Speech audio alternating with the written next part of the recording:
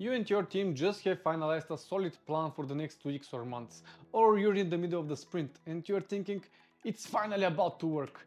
And then your key stakeholder, the customer, comes with very highly important, super crucial thing that you need to do right away and destroys everything. Has this happened to you? If it hasn't, just close this video, you don't need it. In this video, I'm going to share with you the top 5 mistakes you need to avoid when this situation happens. I'm Bogi from AgilePool and I'm super excited to share with you all the experience that we have learned during the long years of working with companies, helping them work smarter, faster and without disaster. And to make sure you're going to stay till the end of this video, I have prepared 3 powerful techniques for you to use in order to gain the trust of your clients. The very first mistake you need to avoid is pushing back instead of collaborating. We have seen this many times. The client comes with urgent change request and the product owner, the project manager, the leader just starts pushing back and saying, no, we cannot do this right now, we have some plans, or even worse, you start explaining, this is not agile, this is not Scrum, this is against the rules, you should not do this, you bad stakeholder. Well, when this is the first thing you do, then the client usually stops to listen, they don't care and you need to do whatever they ask you to do. Well, you may be right, maybe the client doesn't understand Agile, maybe they don't know what Scrum is, but that understanding and that knowledge will not just happen magically, and especially it's not going to happen if you just say no to things and push back and start explaining why you're saying no. Well, you need to work with them continuously, to educate them, to train them, to work with them, to understand their behavior better and to understand why they're doing whatever they are doing and where they are coming from.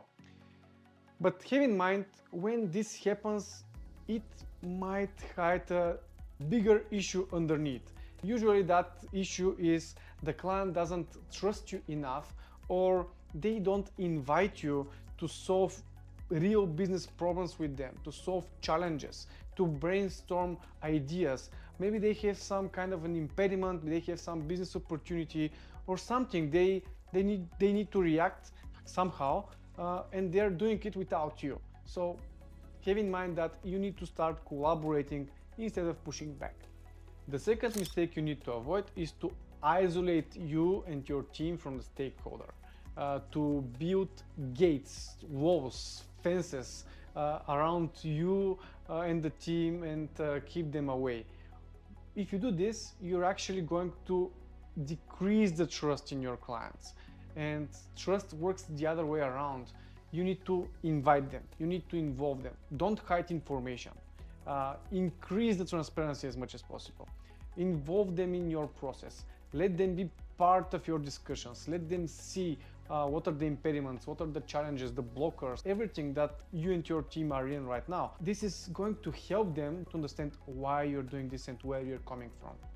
Another mistake you need to avoid is to extend the sprint length, especially when you're working following Scrum.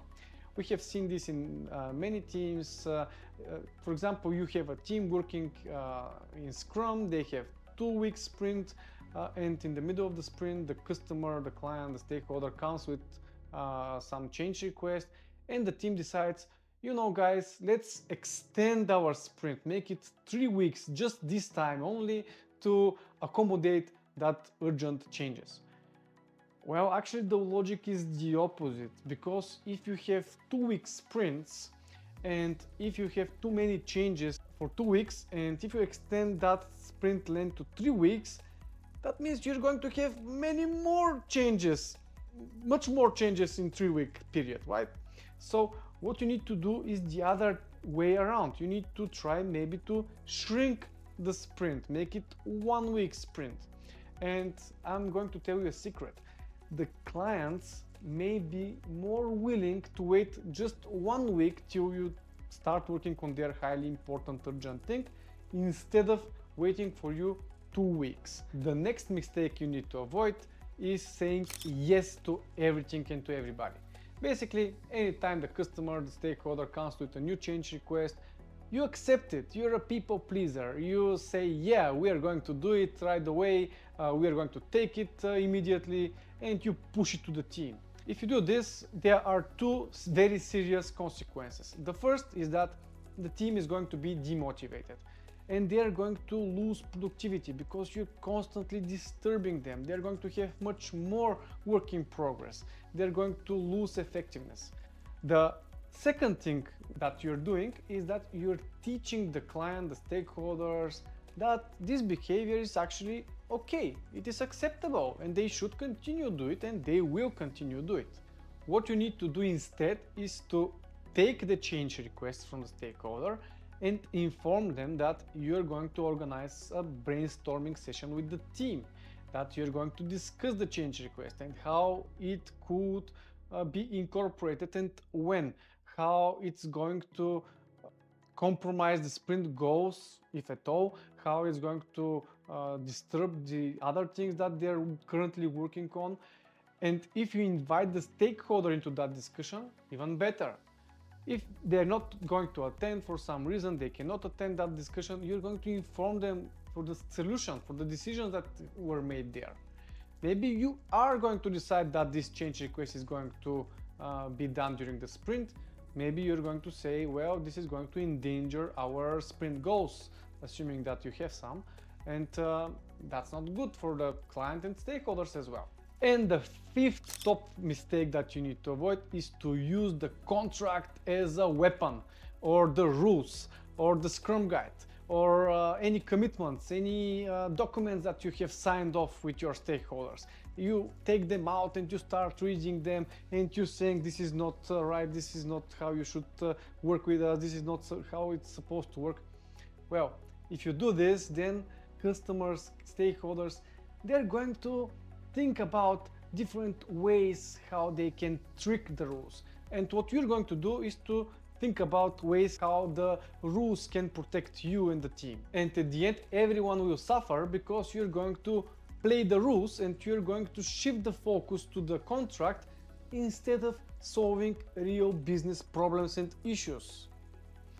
And now, as promised, I'm going to give you the 3 practical things, very powerful techniques that you can do to gain the trust of your clients.